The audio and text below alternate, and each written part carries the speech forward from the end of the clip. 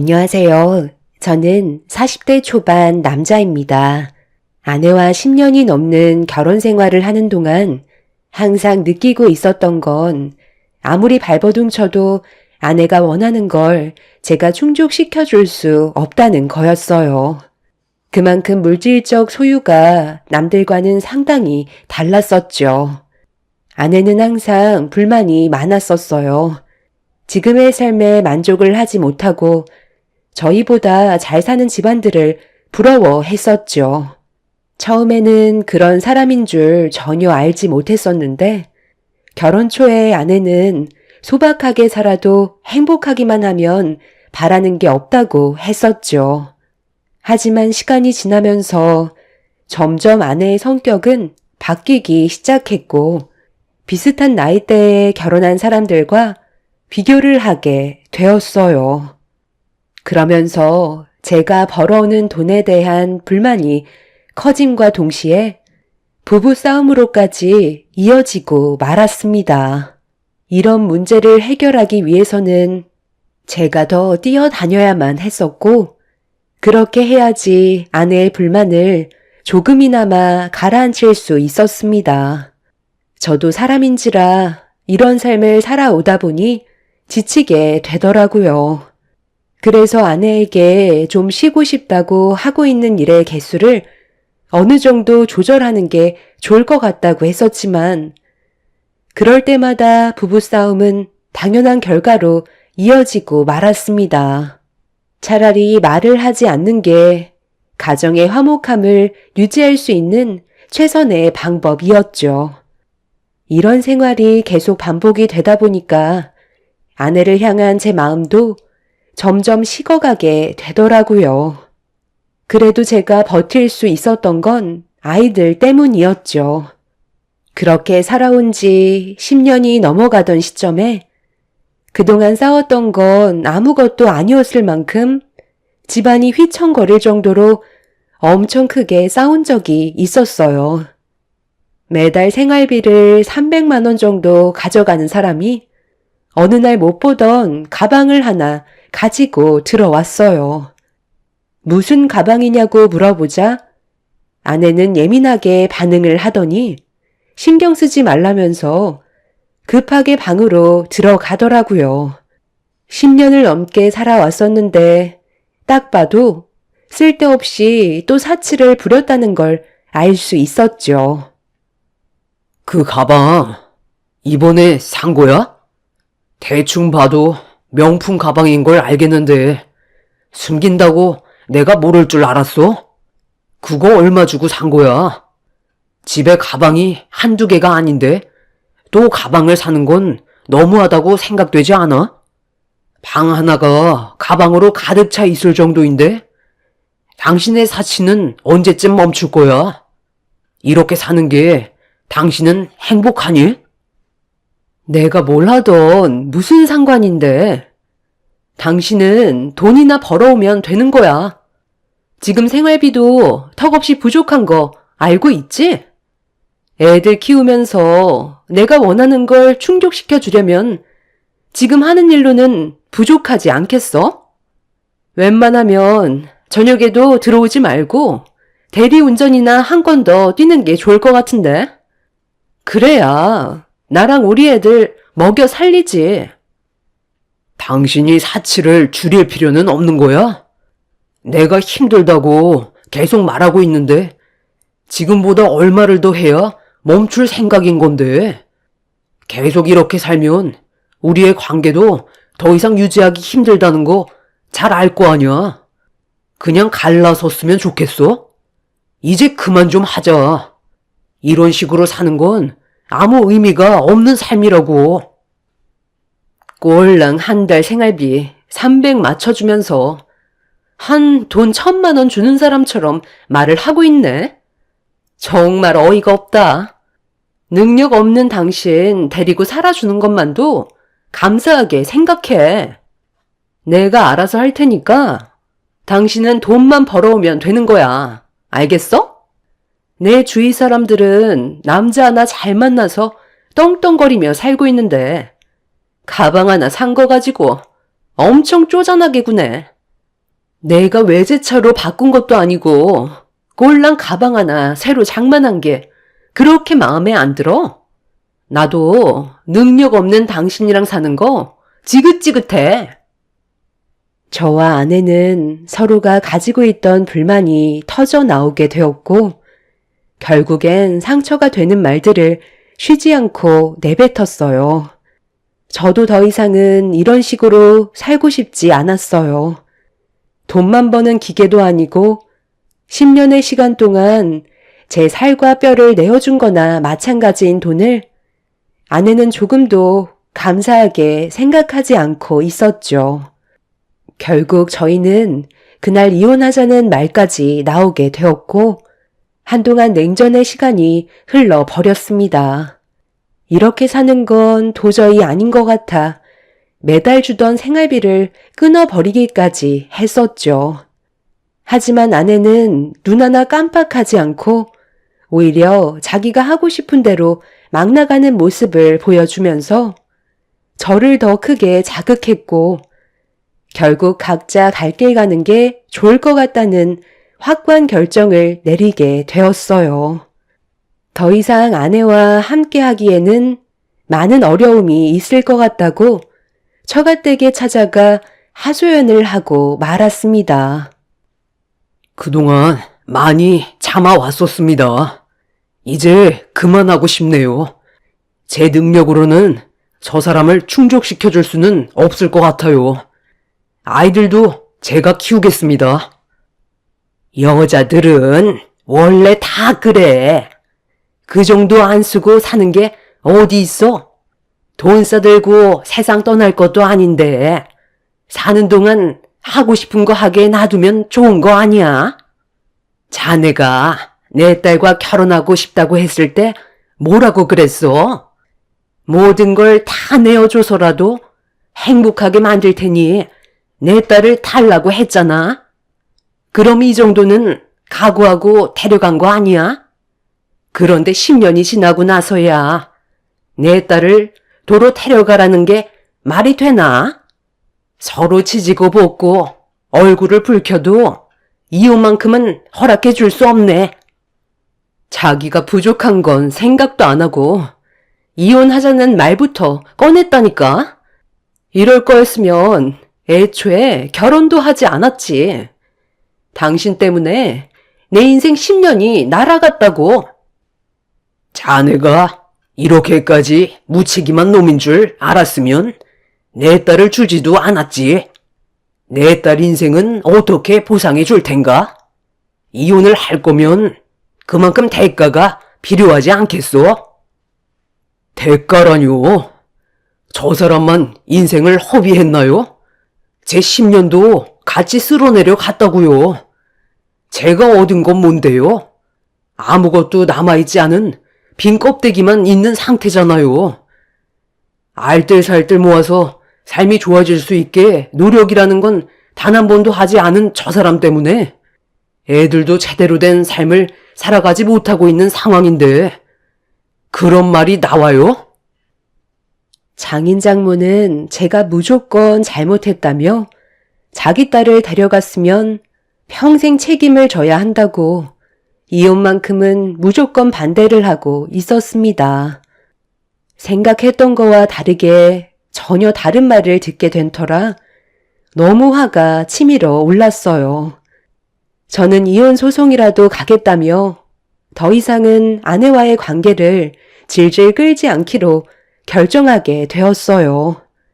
말이 통하지 않는 사람들과 함께 한다는 건 제가 우울증에 걸려 정신적으로 문제가 생길 것 같아 하루라도 빨리 이혼을 하고 제 삶을 사는 게 좋을 것 같았습니다.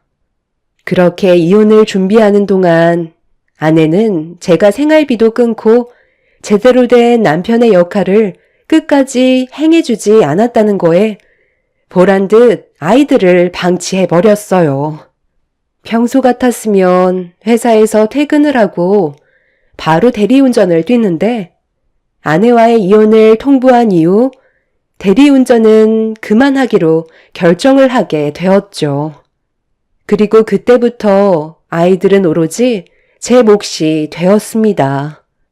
돈에 대한 스트레스를 받지 않게 되다 보니 제 삶을 찾은 것 같았어요.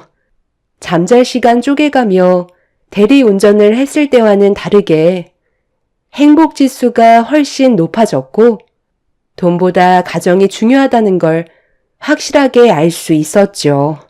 아내는 그런 저에게 매일같이 불만을 쏟아내었지만 저는 조금도 흔들리지 않았습니다. 그렇게 매일을 아이들과 즐거운 시간을 보내고 있었는데 어느 날 돈도 없는 사람이 몸에 명품을 휘감고 나타났더라고요.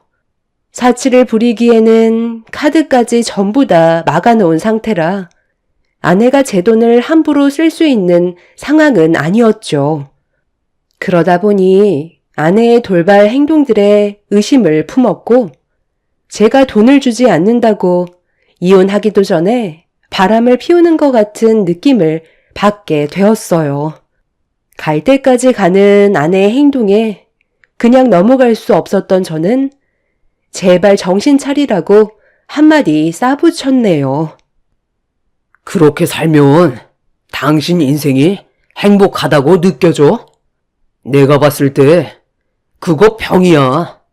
생활비 끊었다고 나 몰래 다른 남자 만나고 있는 거지? 그러지 않고서야 지금 당신이 걸치고 있는 것들 살 수 있는 능력이 안 되잖아.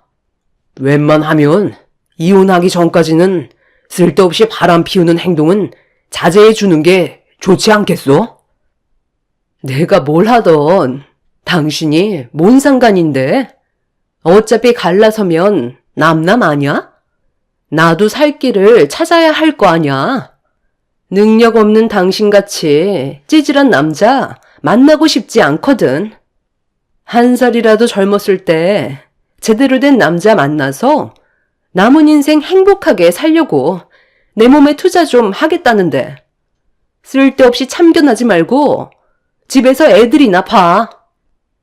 아내는 집에 들어오자마자 또다시 새로운 명품 옷으로 온몸을 휘감더니 다시 집 밖으로 나갔어요. 10년이라는 시간 동안 제 인생은 단 한 번도 행복한 적이 없었던 것 같습니다. 정말 열심히 두 발로 뛰며 가정을 지키기 위해 살아왔었는데 돌아오는 건 능력 없는 사람이라는 말뿐이었고 아내에게 인정을 받지 못한 저는 실패자라는 죄책감에 시달리고 있었습니다. 어떻게 해서든지 가정을 지키고 싶었던 것 뿐이었는데 그렇지 못했던 게 너무 마음이 아팠었죠. 그렇게 아내와 이혼을 통보하고 정신적으로 힘든 삶을 살아가던 어느 날 매일같이 아이들과 제가 자고 있을 시간인 늦은 새벽이 되어서야 집에 조심히 들어왔어요. 방문을 살짝 열어 문틈으로 아내를 바라봤는데 양손 가득 명품 가방들과 옷들이 가득하더라고요. 꽤 지쳐있는 얼굴을 하고 있었지만 가지고 들어온 명품들을 바라보면서 뿌듯해하고 있었습니다.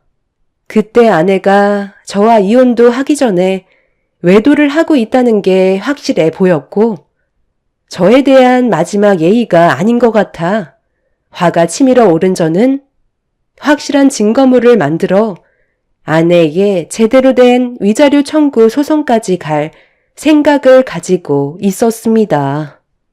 그때부터 아내의 뒤를 미행해야겠다는 결정을 내리게 되었고 다음날부터 아내를 따라다니기 시작했어요.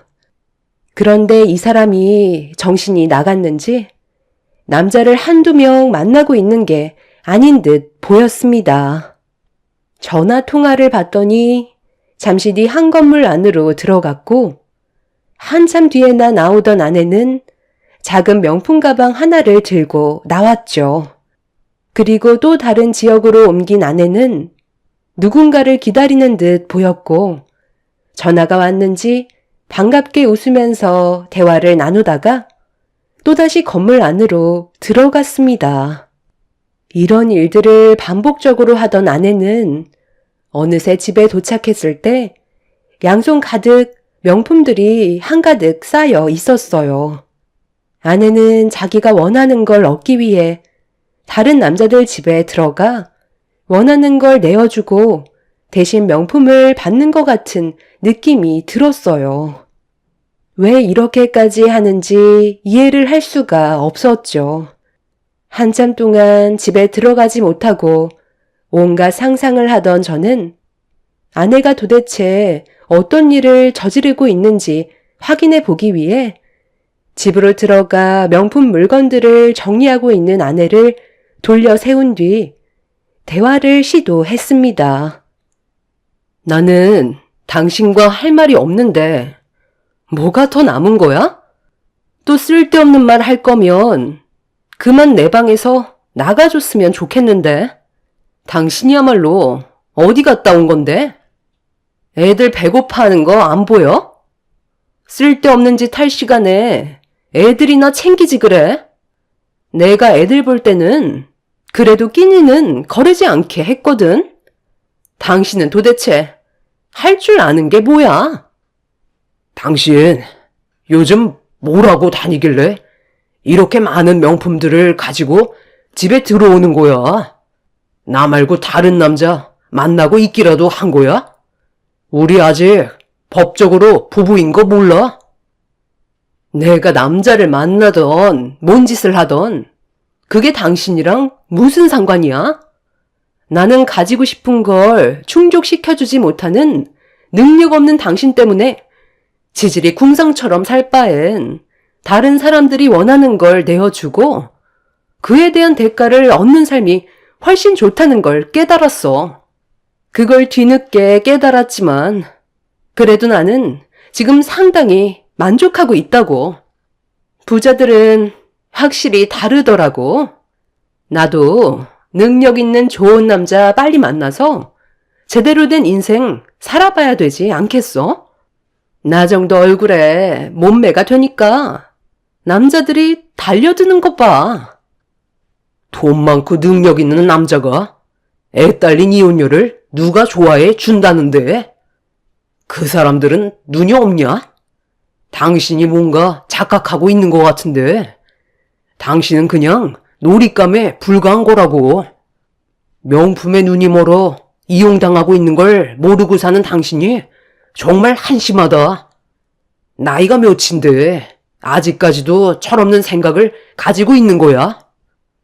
제발 좀 신경 꺼. 더 이상 나한테 미련 갖지 마. 나도 할 만큼 하면서 살아왔다고. 당신이 나한테 이래라 저래라 할 처지는 아니잖아? 지금까지 살면서 나를 제대로 충족시켜준 적 있었어? 단 한 번도 없었잖아. 나는 내 삶 찾아갈 테니까 당신은 애들이나 키우면서 평생 찌질하게 자식들을 위해서나 살아. 저는 아내의 마지막 한마디에 감정을 조절하지 못하고 얼굴에 손을 올려붙이고 말았습니다. 아내도 가만히 있을 성격은 아니라 제 뺨에 손을 올렸고 저희는 씻을 수 없는 상처까지 남아버리고 말았어요. 저는 아내를 진심으로 사랑하고 있었어요. 그렇기 때문에 10년이 넘는 시간을 버티며 살았던 거죠. 철없어 보이고 물질욕이 어느 정도 있어 보여도 여자로 태어났으니 꾸미고 싶은 건 당연하다고 생각했기 때문에 아내가 원하는 걸 맞춰주기 위해 최선을 다해 살아왔었습니다. 사랑하지 않았다면 바로 이혼을 했었겠죠. 하지만 부부라는 건 저 혼자만 잘한다고 해선 되는 게 아니더라고요.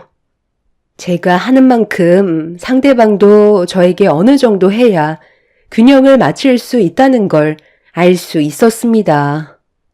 한쪽만 희생한다는 건 옳은 방법이 아니었던 거죠. 다른 남자들 집에 드나들었던 아내의 모습들이 너무 실망스러웠고 사랑했던 마음은 더 이상 남아있지 않게 되었어요. 오히려 더럽게 느껴지기 시작했죠. 저는 아내가 어떤 짓을 저지르고 있는지 처갓집에게도 보여주기로 결심하게 되었고, 며칠 뒤 아내가 고급 맨션에 들어가는 걸 놓치지 않고 뒤따라 갔어요. 그리고 어느 집에 들어가는 것까지 확인할 수 있었죠. 한번 들어가면 최소 2시간 정도 있다가 나오기 때문에 저는 그때를 놓치지 않고 처갓집에 연락을 취해 아내가 저 말고 다른 남자 집에 들어갔다며 두 눈으로 직접 확인해 보시라고 주소를 알려드렸습니다. 장인 장모님은 믿을 수 없다는 듯 오히려 저에게 온갖 막말을 퍼부으셨지만 제가 장인어른한테 보내드린 사진 한 장에 처가댁은 제가 알려드린 주소로 달려올 수밖에 없었어요. 이혼을 하기 전에 외도를 한다는 건 당연히 불리한 조건을 만들게 되는 거라 장인 장모님 발등에 불이 떨어진 상황이었죠. 숨을 헐떡이며 건물 앞에 서 있는 저에게 달려왔고 현장을 잡기 위해 건물 안으로 들어갔습니다. 장모님은 꼭 들어가서 확인을 해봐야 되겠냐고 불안에 떨고 있었지만 장인어른은 두 눈으로 직접 확인해 봐야 한다면서 제가 보내준 사진 한 장에 얼굴이 붉어지셨어요. 장인어른한테 전송했던 사진은 어느 한 건물에서 아내가 나올 때 어떤 남자와 같이 걸어 나오고 있었는데 서로 포옹하는 장면이었어요. 그리고 아내가 눈웃음을 치고 있었고 누가 봐도 그건 바람이었죠. 서로 모르는 사이인데 낯선 남자와 포옹을 하지는 않잖아요. 저는 그때부터 아내가 저 말고 다른 남자와 만나고 있다는 걸 확실하게 직감할 수 있었죠. 그렇게 아내가 들어간 문 앞에 멈춰서서 모자를 푹 눌러 쓴 채 벨을 눌렀고 집안에서 아내가 저보고 누구냐며 제 신분을 확인하기 위해 물어보고 있었어요. 집안에서 아내의 목소리가 들려오자 장인어른과 장모님은 얼굴이 사색이 돼선 온몸을 부들부들 떨고 있었습니다. 제가 경비실에서 왔다며 물건 하나를 맡기셨는데 가져가지 않으셔서 도로 가져왔으니 사인하시고 다시 가져가라고 하자 문 앞에 놔두라며 문을 열어주려 하지 않았지만 중요한 물건이라고 하셨는데 문 앞에 두는 건 문제가 생길 수 있으니 직접 받으셔야 된다고 하자 아내는 잠시만 기다리라는 말과 함께 현관문을 살짝 열었고 저는 그때를 놓치지 않고 문을 활짝 열어 집 안으로 들이닥쳤어요.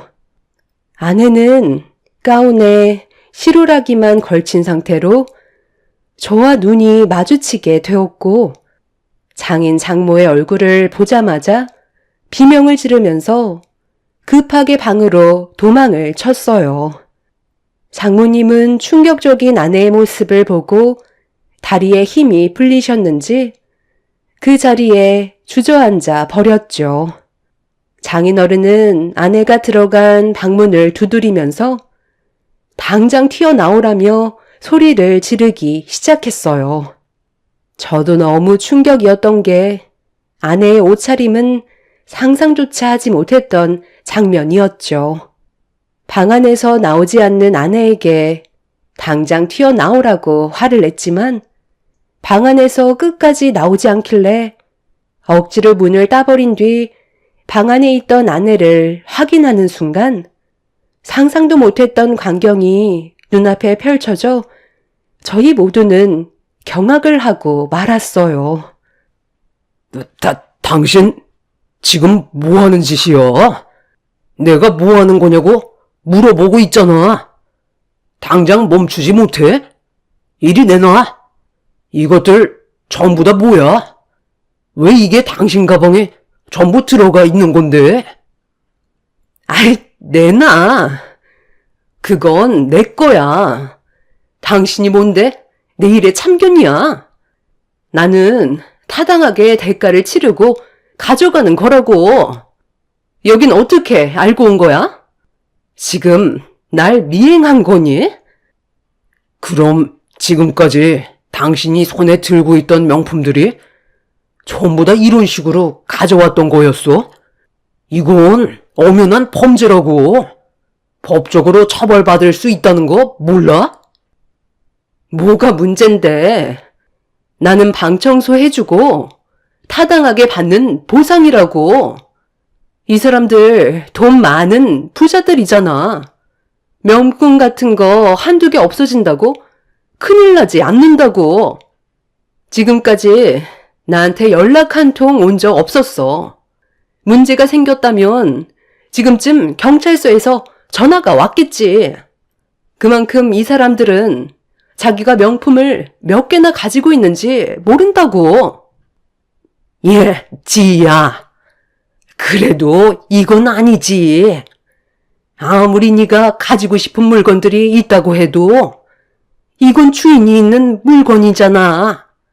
가방에 집어넣은 물건 다시 제자리로 돌려놔라. 그럼 진호, 바람 피우고 있던 게 아니라 그동안 고급 아파트 집에만 골라서 들어가 청소해주는 척 하면서 명품 물건들을 빼왔었던 거니? 그럼 이 사진은 뭐야? 이 남자랑 왜 포옹을 했던 건데? 이건 누가 봐도 바람 피우고 있는 모습이잖아. 이 남자와는 따로 만나고 있기라도 한 거야? 그 사람이 계속 나를 의심하는 것 같아서 일부러 그렇게 접근한 거예요. 남자들은 단순해서 자기한테 조금만 관심을 가져도 다른 생각을 하게 되잖아요. 내가 몰래 명품 옷 하나 가지고 나오려다가 가방에 집어넣었던 걸 봤는지 의심하는 것 같길래 잠깐 접촉해서 터치 좀 해준 것 뿐인데 그때부터 개인적으로 연락이 오더라고요. 저는 목적이 명품 옷이었기 때문에 더 이상의 관계는 없었다고요. 그냥 거기에서 끝이에요. 저도 나름 방법을 찾은 거고 청소 의뢰 들어오면 잘 사는 집들만 골라서 대충 청소해주고 보상으로 받아간 것뿐인데 크게 잘못된 건 아니잖아요. 이제 집주인들 올 시간 됐어요. 마주치기 전에 빨리 나가야 된다고요. 이 문 망가뜨린 건 당신이 저지른 거니까 대신 보상해주고 와. 나는 먼저 나가야 된다고. 함부로 남의 집에 들어오는 게 더 큰 범죄인 거 몰라? 저와 장인 장모는 아내의 충격적인 행동에 할 말을 잃어버린 상태였어요. 남자들 집에 들어가 바람을 피우는 줄 알았는데 아내는 비싼 집만 골라 들어가서 명품을 훔치고 있던 거였습니다.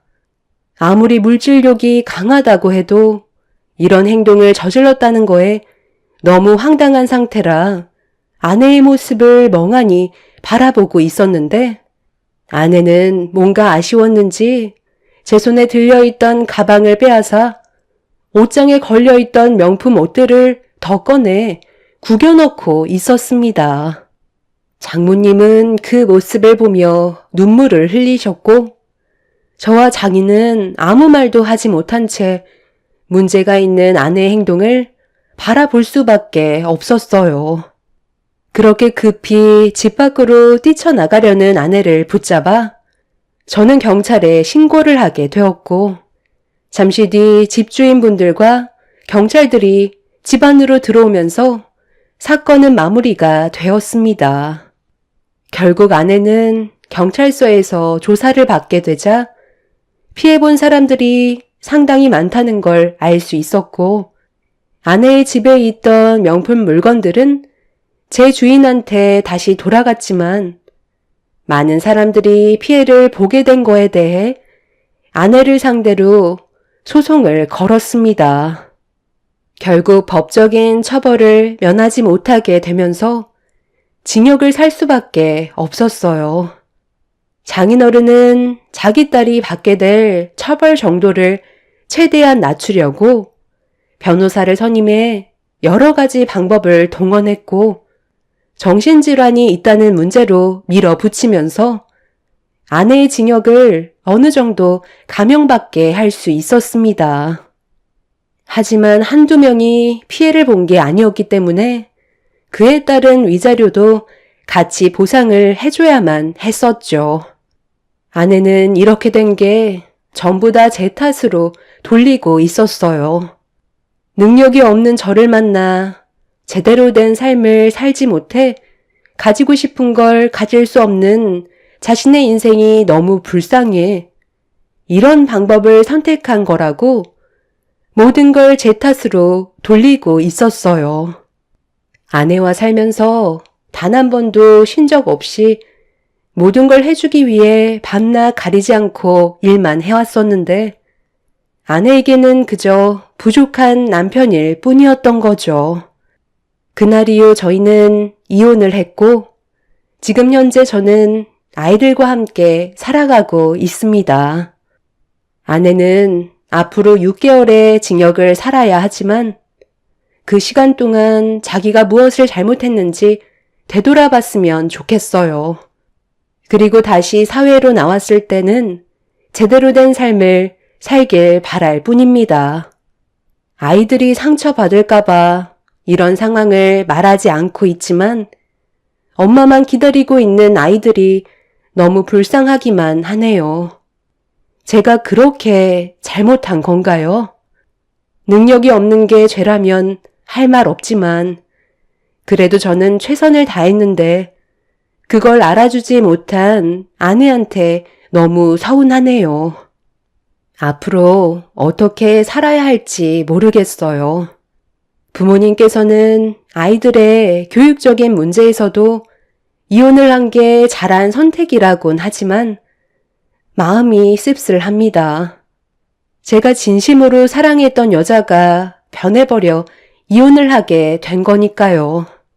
저희 부모님께서는 아내가 다시 사회로 나와도 절대 못 고친다며 또다시 같은 범죄를 저지를 거라고 합니다. 그래서 이혼을 한 부분에 대해서는 마음 아파하지 않아도 된다고 하지만 아내의 저런 모습을 보니 안타깝기만 하네요. 앞으로 아이들을 위해 또다시 열심히 살아가겠지만 아내도 하루빨리 정신을 차리고 제대로 된 삶을 살았으면 좋겠어요. 제 사연을 들어주신 분들 감사합니다.